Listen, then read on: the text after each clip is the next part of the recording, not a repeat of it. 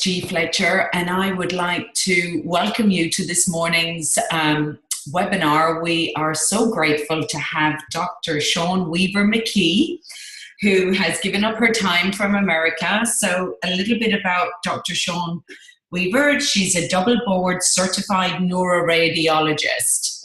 Now, I know that this is a really big thing, so we're going to delve into this as well. It's just not a normal radiologist. She's been a former chief of neuroradiology at the USAF. I'm intrigued by this. 2 times Ironman, triathlete and ultra marathon. And she's also a mom of 2 teenage boys who are 15 and 16, is that right?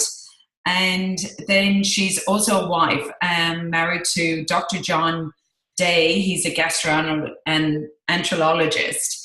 And I had the pleasure of meeting them both when we were over in the Bahamas, and it was an absolute pleasure.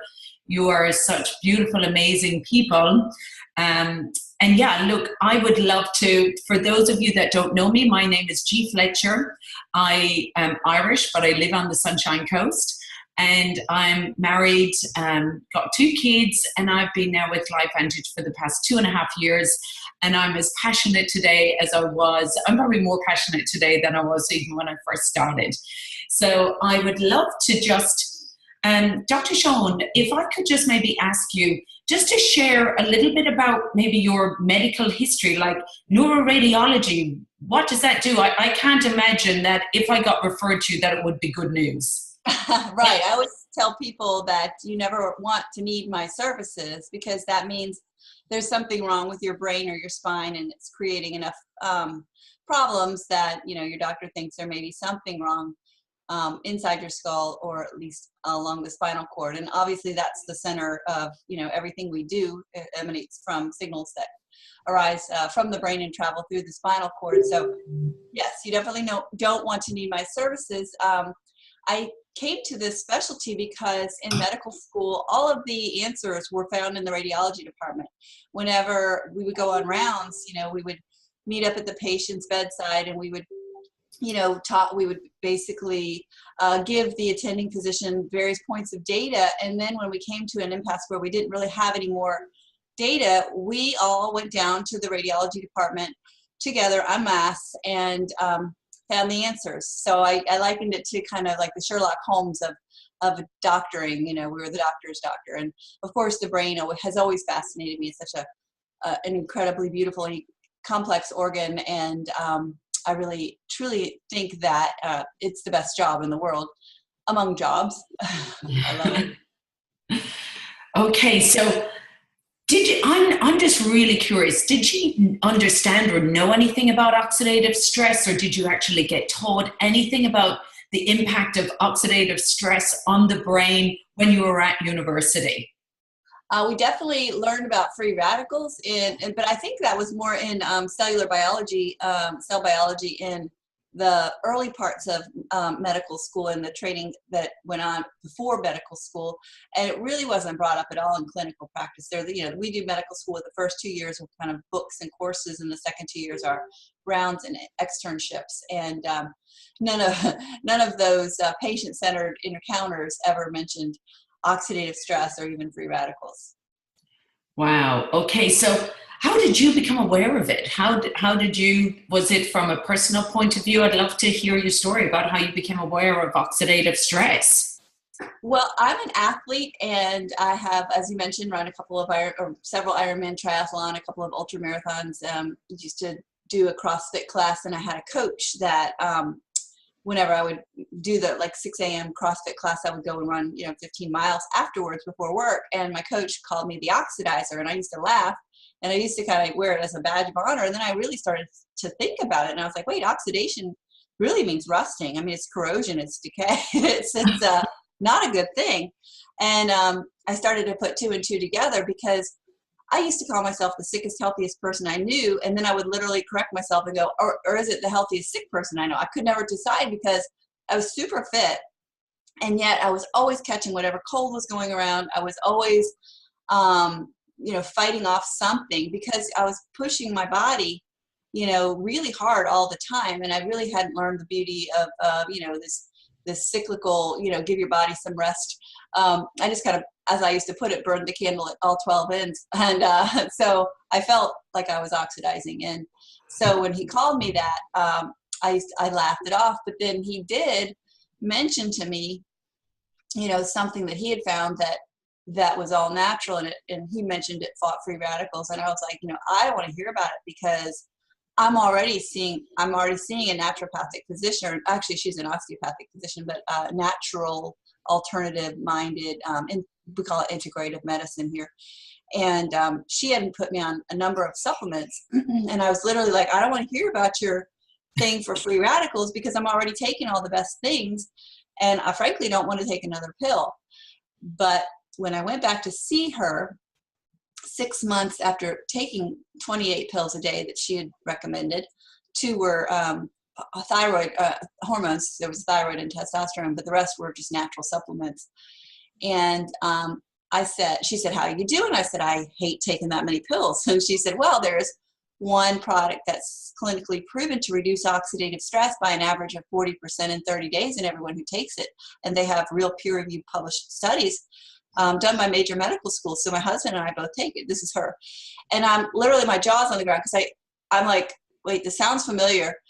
And once she said oxidative stress, reducing it by almost half, I was all in, because, I'd had this whole experience with my coach calling me the oxidizer. So it was on the forefront of my brain. And I knew I was going to take that product for the rest of my life. And what did you think once you started taking it? What were some of the effects? What did you start noticing from maybe an athletic point of view, and also from a health perspective? What were kind of some of the changes that you started feeling? Well, I'll tell you, I did not expect to feel anything, because among the 28 things I was taking, I didn't feel anything. And so I certainly didn't expect to feel anything from one added supplement. And the other thing I did was, since I knew this reduced oxidative stress, which is the underlying cause of inflammation, and I knew that it was doing more than any antioxidant that I was taking at the time, or any anti-inflammatory, natural anti-inflammatory that I was taking, I decided that I would just run out of everything that I was taking for those benefits. So vitamin C, vitamin E, beta carotene, turmeric, all these antioxidant and anti-inflammatory products that I was taking, I just ran out, recycled the bottle. And so I certainly didn't feel any better. I mean, I certainly didn't expect to feel any better taking fewer things. And so it wasn't even on my expectation. Initially, I actually had a little bit of discomfort. And as allopathically trained physicians, we aren't really taught Herxheimer or detox per se. But somehow instinctively, I knew that this little bit of discomfort that I was feeling was my body kind of taking out the trash. I thought, well, this is the new normal, I guess. And whatever it was mild. Everything was mild, but it was new, And I thought, well, I can put up with this, because I know oxidative stress is bad, and I know I have too much of it, and I want less of it. So I actually thought I was going to be feeling this way forever, and I was okay with it. But luckily, it only lasted 3.5 weeks. Yeah, I think I was the same. The first 3 weeks, I slept a lot. And people say to me, well, how did you? I said, I was just falling asleep at 7 o'clock, but I allowed my body to do it. I said, just go with it. Sometimes it's your body saying it's working. So when did you hear about NRF2 then, this NRF2 from this? Did you then start investigating, like, what is in this, and who told you about NRF2? And can you explain to us from a neurological, how long have you known about this? Like, when did you get introduced to Protandim? And well, it was after I started taking it. Of course, I went to PubMed, which is the National Institute of Health National Library of Medicine repository for top-tier peer-reviewed published studies. Not all peer-reviewed published studies are listed on PubMed. But I went there, and at the time, there were 9 peer-reviewed published studies on this product. And of course, I printed them all out, and I read them all. And some of them, the initial ones did not mention NRF2. They just mentioned superoxide dismutase and catalase and glutathione, which I knew it upregulated. And then I started to see they were talking about NRF2 and the therapeutic potential of NRF2 activation. And I was like, wow, this is really interesting.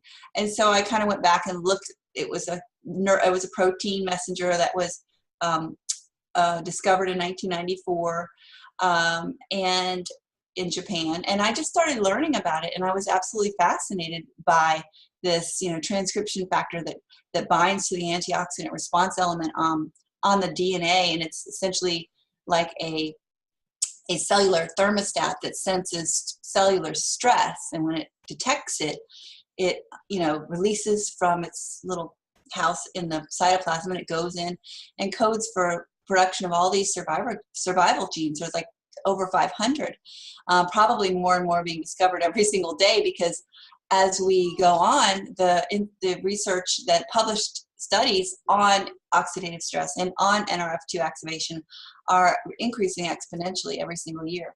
So a couple months after I decided I was going to take this for the rest of my life, the 10th study was published, the 11th study was published, then sooner or later, it was like a couple more months, the 12th, 13th, and now to date there's 27 peer-reviewed published studies, 24 of which are on PubMed. Wow, and that's for Protandim. For the branded Protandim NRF2 activator, yes, which is phenomenal, because if you look up your one a day or your Geritol or your whatever, Poppy's Protandim or Poppy's probiotics or whatever, Sunshine, vitamin, whatever brand, there are not peer-reviewed published studies on a brand. There are thousands on the individual ingredients, of course, because pharma uses those studies to determine which compounds they're going to try to isolate and modify and patent to create a drug. But to find a branded supplement that has actual peer-reviewed, third-party, independently initiated and funded studies is very rare. And I knew that. I mean, I was definitely impressed by that.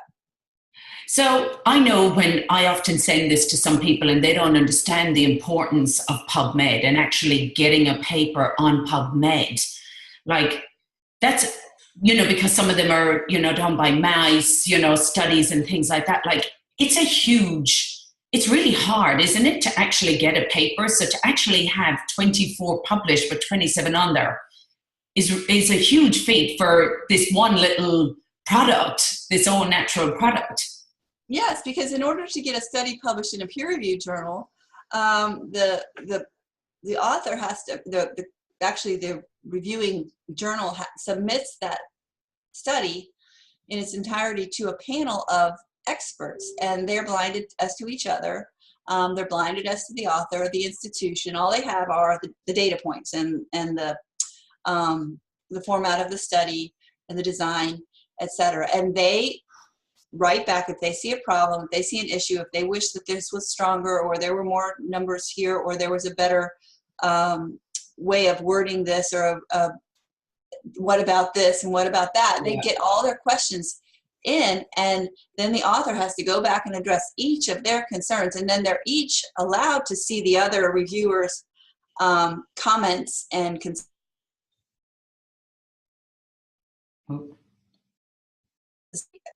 Peer C will pick up something they said, further develop it, so that it takes years for sometimes publish a study that's submitted for publication to pass the peer review process and be published.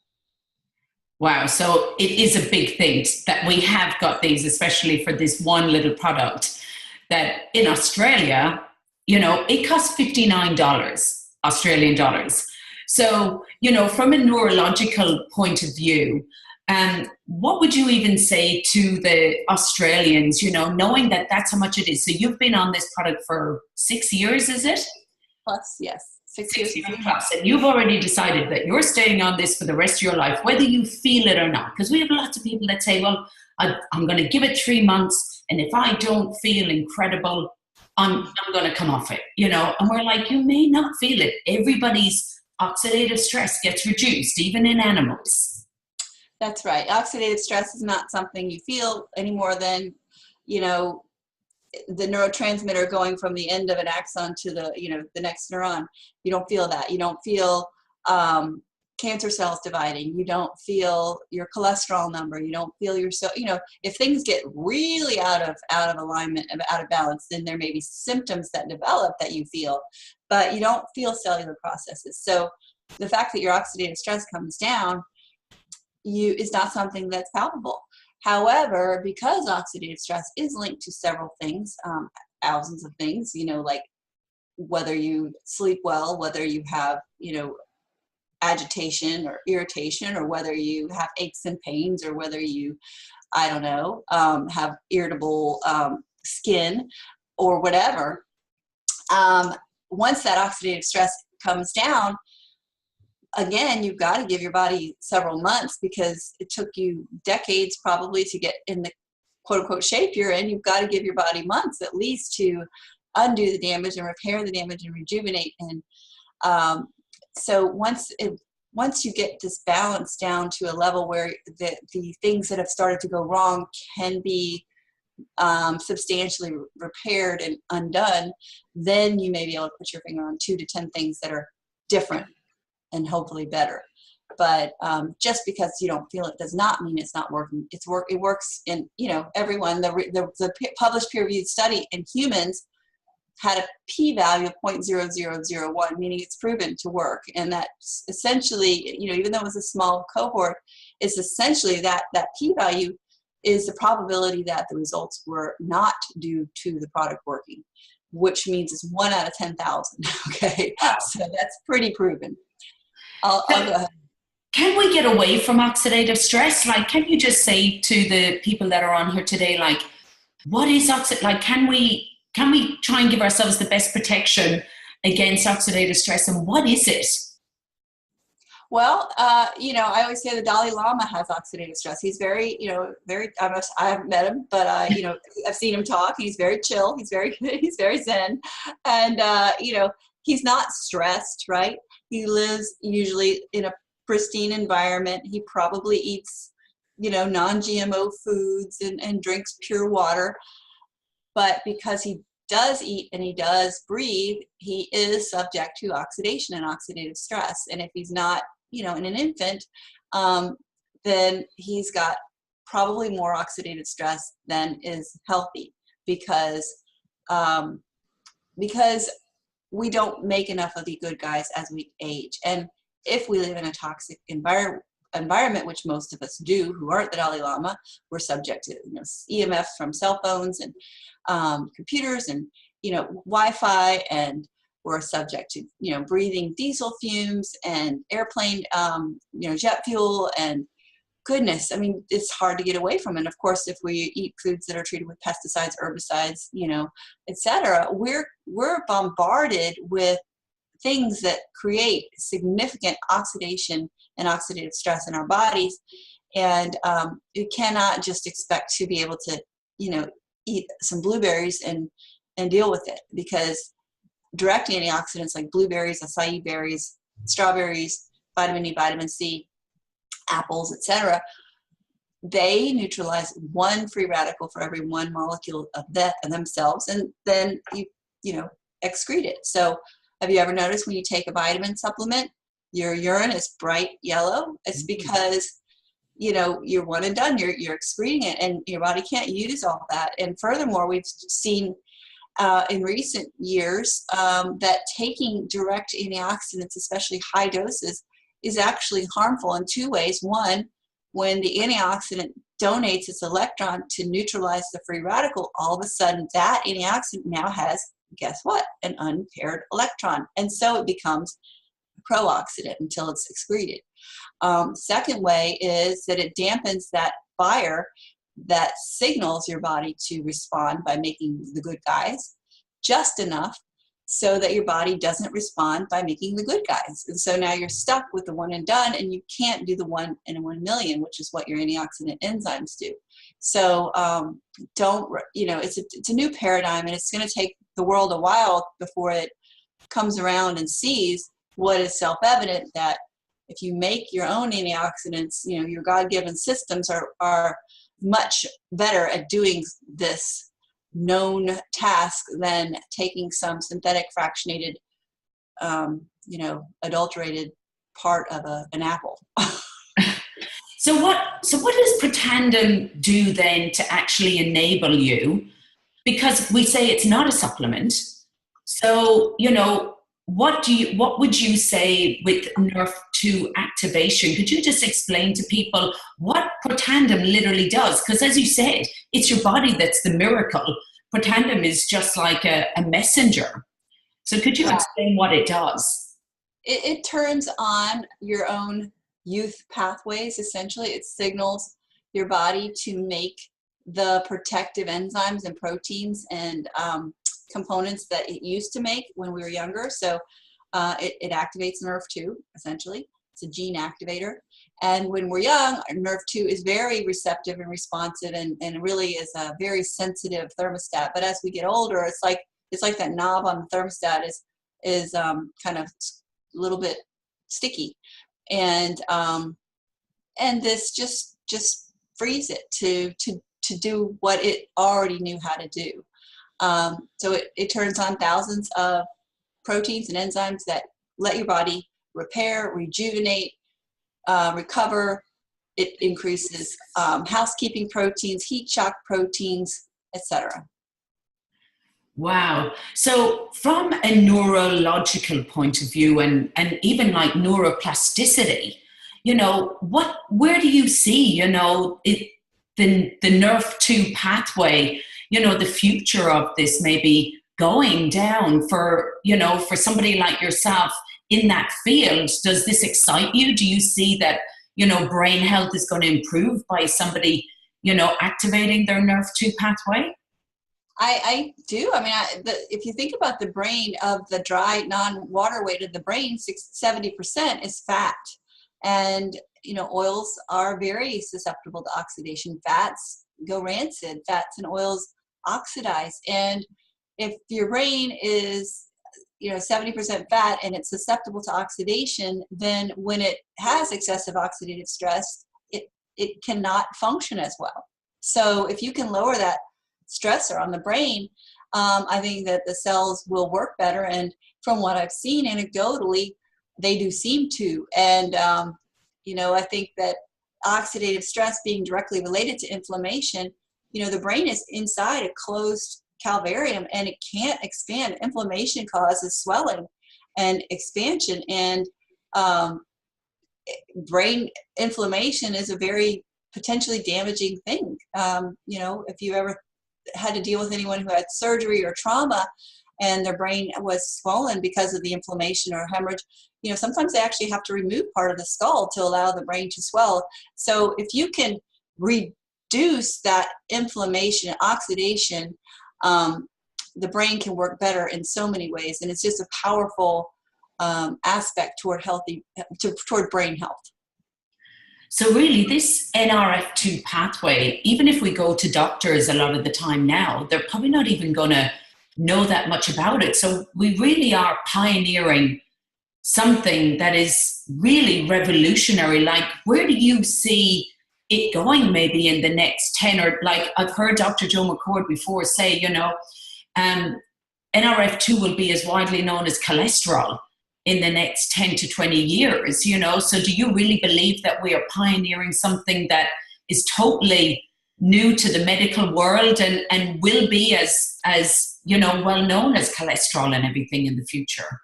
Oh yeah, I think that at some point when we get a reliable and inexpensive and non-invasive test, oxidative stress is going to be one of the first things your doctor measures. That's 10, 15 years down the road. At first, right, we are pioneers, and so it's going to be vehemently opposed, and then it will be, eventually begrudgingly accepted, and then ultimately it's going to be, self-evident, because, why wouldn't you address oxidative stress first? It's the root cause of everything that goes wrong. And as soon as they've come up with that test that will reliably measure oxidative stress, that's going to be the standard barometer by which response to intervention and therapies are measured.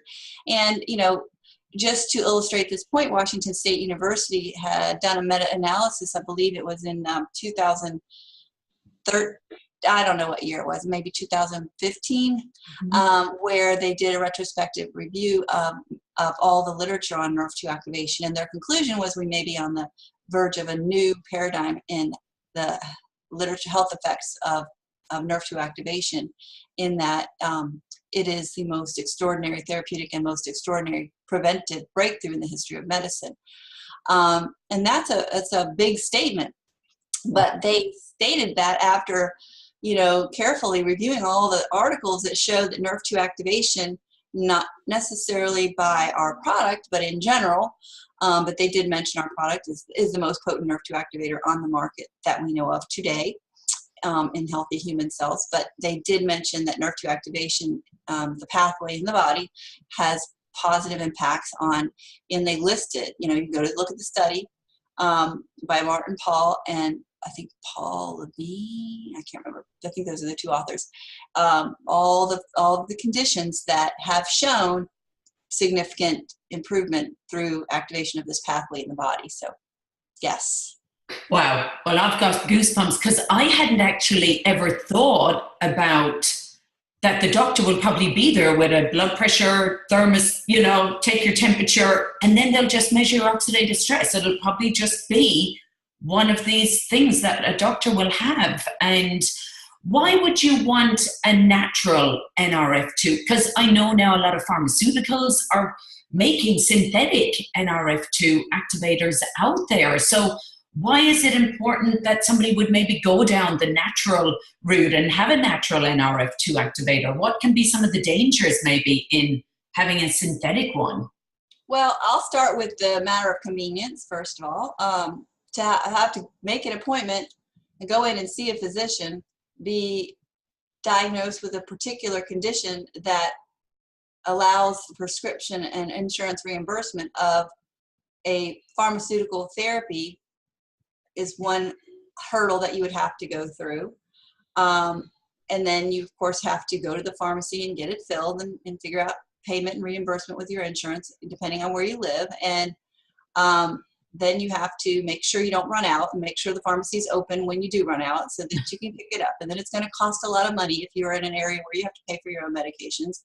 And every single medication being synthetic has what's called an LD50, which is the dose at which 50% of the rodents or subjects died.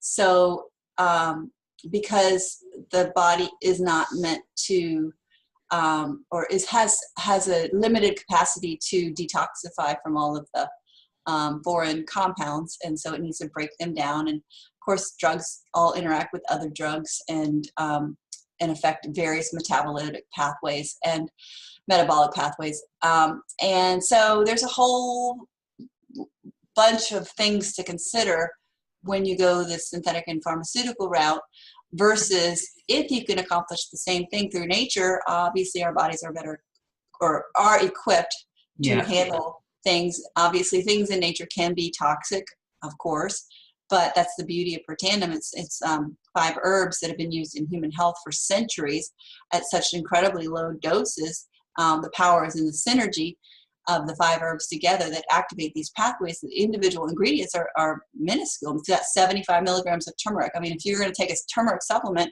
you're probably going to take anywhere from 500 to 2,000 milligrams, which can have all kinds of upset stomach issues, bleeding issues, etc. So the beauty of the synergy of Protandim is that you're taking such small amounts of each of the individual ingredients that usually there's no direct untoward effect due to the individual ingredients, and what you have left is the beauty of the synergy to activate your body's healing pathways and let the body kind of take from there.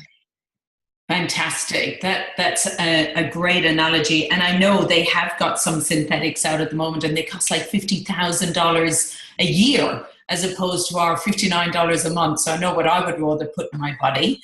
And look, just finally, if I could just ask you, why would somebody of your caliber, like you're a neuroradiologist, your husband's a gastroenterologist, why would you be interested, or why would you have been open to look at maybe a business like this, network marketing?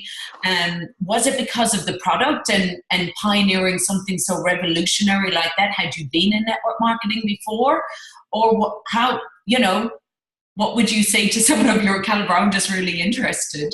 Well, I mean, I definitely never looked at network marketing before. And if you told me, 6-7 years ago that I would be, loving representing a network marketing company, I would have laughed, you know, because wasn't on my radar. But I did go to my friends' Pampered Chef parties and, you know, creative memories at home and Southern living at home, and I'd buy the things and they'd be like, well, you should become a rep so you can save money. I'm like, no, that's okay. But this, you know, definitely the product, I know it was going to take it forever. I saved money on the shipping when I bought the distributor packs. That's why I did it. But then it was really cool to be at the forefront of nutrigenomics and be at the cutting edge of where medicine is heading. And they're all heading here. We're already there. You know, that's pretty neat. And, you know, we had been exploring other income sources, income streams besides full-time medical practice, because when you are a practitioner or professional, you know, you don't have a job, you are the job. You show up, you get paid. You do the work, you get paid. If you don't show up, you pay somebody else to do the work, and there's no income coming in to pay that person because you're not working. So, you know, we had gotten into real estate investing and, you know, loved that. But, you know, Katrina came along and destroyed, you know, 80% of what we had. And so that was a, you know, real pain in the, you know, elbow. And so we were like, or I really was like, well, you know, let me just look at this because I'm going to tell people about this anyway. There's no doubt, because I'm all about helping people. I'm all about making a difference. I'm all about educating people on health and wealth, not health and wellness and fitness, etc. That I thought, well, let me just look at this from an income standpoint, from a business standpoint, and see what I'm actually dealing with here. And when a person came to the gym that I owned, which was part of the real estate that we had, he presented that ABC News report from 2005 that I hadn't even seen. And I saw that, again, second time in, you know, a matter of months, my jaw's on the ground, and I'm like, what? And then he proceeded to explain how, you know, he had to do really to start his business was, you know, share this with 5 friends who got it. And, you know, and then they helped them share it with 5 friends who get it. And I'm like, well, I have 5 friends who would get this. You know, I basically just looked at that, and he just did the numbers. And I'm sitting there in the back, you know, back of the room with my arms crossed, going, looking at the numbers, going, wait, if my husband and I both worked 90 hours a week, we wouldn't half of that, you know. So I was impressed by the geometric progression aspect of it. And I thought, well, you know, I probably ought to look at this, because this looks a lot more fun than, you know, replacing water heaters and, you know, going to Lowe's to look for an air conditioning unit for the 15th air conditioning unit that was stolen that week for copper wires, you know. Wow. So, I don't go to the Lowe's, but I have to pay the bills. Yes. So, I did decide, well, it's certainly worth checking into. And what I discovered was, you know, it's a beautiful way to move products. You're building a network of people who are willing to help and answer questions and educate. And, you know, you're really able to, you know, the company was able to decrease the product price by 20% when they went to this, because the middleman with the expensive brick and mortar store with the insurance and the employees and all that didn't have to pay them. So people could get their product for $40 instead of $49.95, you know. And I thought that was pretty neat. And you've been in now the industry for 6 years, and really it's starting to change your life. Yes. Traveling all over the world, being around the most incredible people. And, you know, we've all had the honor of meeting you, and we were just so grateful that you would give up your time like this as well, just to help Australia. There's nothing in it for you. You're just doing this just to share the world out there. So we are forever grateful. So well, I've been tickled to know you guys. I was so glad that you and my husband got to talk on the beach in the Bahamas, and he brought you over to meet me, because just really great. And you're right, the best people in the world. Yeah, no, it is. I'm really grateful. So I'm going to stop the recording and just thank you so much. And I'll just see, is there any other questions that anyone might have? And yeah, I just want to thank you so much for coming on today.